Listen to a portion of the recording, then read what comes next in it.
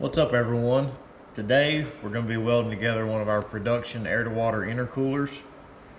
We're using some laser cut parts that we've already got designed. We're going to be using 16 water fittings, billet hose ends from Race Parts Solutions, and a Bell core from Bell Intercoolers out of Texas.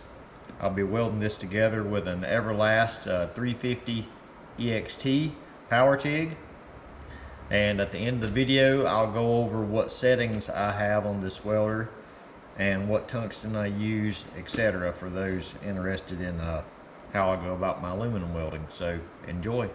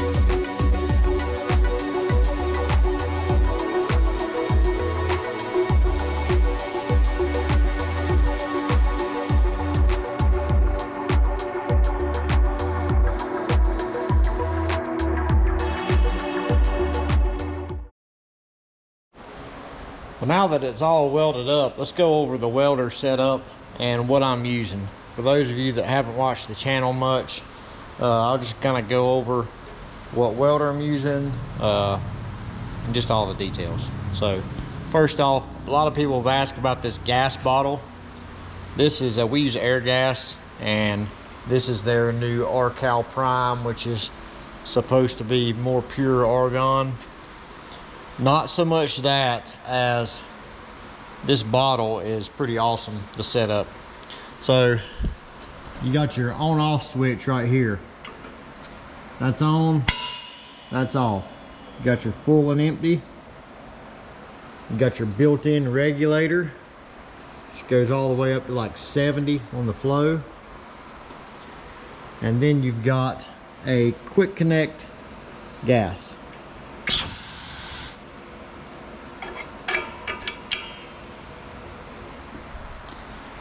So it's not, but I think it cost us like 10 bucks more, or maybe 20 bucks more a year on our lease for this bottle. But those conveniences are definitely worth it. The gas purity, I think it might be splitting hairs a little bit, but it's supposed to be like, it's not even 1% difference in the purity, but this stuff is enough for me to have at least 3 or 4 of these here in the shop, because it's just convenient. Plus it's easy to see if the bottle's left on. See there? If that's up, you know it's on. So you can look across the shop and know if you forgot to turn it off. So the other thing, going to the torch, use a small cup. Most of the time a 4, but sometimes a 6 and an 8, sometimes 5.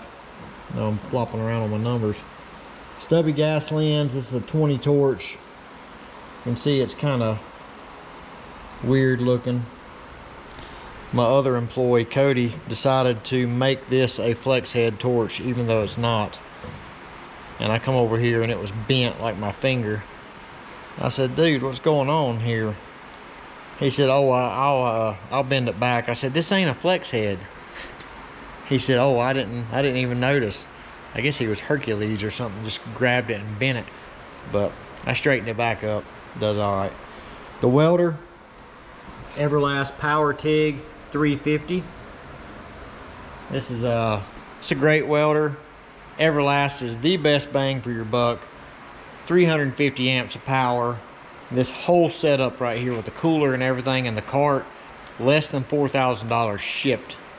And Miller can't even come close to competing with that. And I think it come with 2 torches. Just super nice. 5-year unlimited warranty on this stuff. I know, because we've got a couple of water coolers that the pumps crapped out on them, and we've had them for like 3 years. Called them up, sent them a purchase receipt for proof of purchase, and they sent us a new pump, everything, no questions asked, like a week. So props to Everlast for that. As far as the settings, I'm gonna turn this welder on. My camera battery's about to die, so I'm gonna try to hurry through this. On the aluminum, generally for all my tanks, I leave my max amps. So program 2 is like 176. Don't need any more than that. Don't even need that much, but I have it that much for welding fittings and stuff on, so I can have the extra heat to get it going. The frequency on this was 193. I generally stay between 180 and 195, unless I'm doing something really tedious, and then I'll turn it up maybe 210 or something, but I hover right in there for about everything I do. The balance, I've got it on 33. That's more on the negative side. I like the penetration, not having to use all my amperage to get there. Plus, I don't like my tungsten to ball. I like it to stay really small and just barely glass over at the end. I've talked about that several videos back as well. As far as all the other stuff, post flow, I do 7 seconds. Keep the gas flowing over that tungsten until it cools down, and it won't get near as dirty. Pre-flow, I don't do anything on aluminum. I don't do any pulse either. As far as the waveform, I do advanced square. All those other ones is just, I think it just weakens down the arc. That's pretty much it. I run the cooler, I've got it off right now because it's kind of loud. But I always run the cooler just about everything I do unless I'm doing a roll cage and I don't want the weight of the torch in there. Plus I'm really pulling and prying on the leads. I don't want a chance for water to be flowing through there and I nick a hole in it or something and it go all over what I'm doing. But other than that, I pretty much always use the water cooler when I'm welding because I'm always welding a lot and it creates a lot of heat.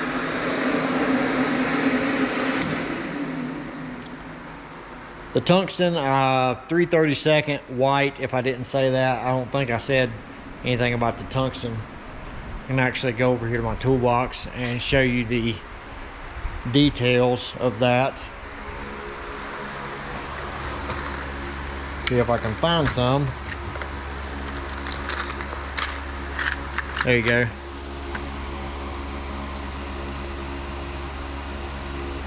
Zirconated.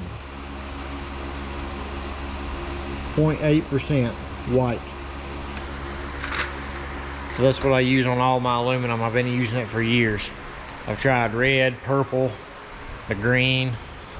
The laser tungsten is kind of cool on regular metal, but it will blow apart on aluminum, or it does with what I like to use as far as my settings. So that's what I use. That's my details, and hope you guys enjoyed it, and I hope it seems like everybody is finding the videos helpful, so I'll keep sharing information because I'm always learning, and you can't learn unless you are like a sponge. So learn everything you can. See you guys.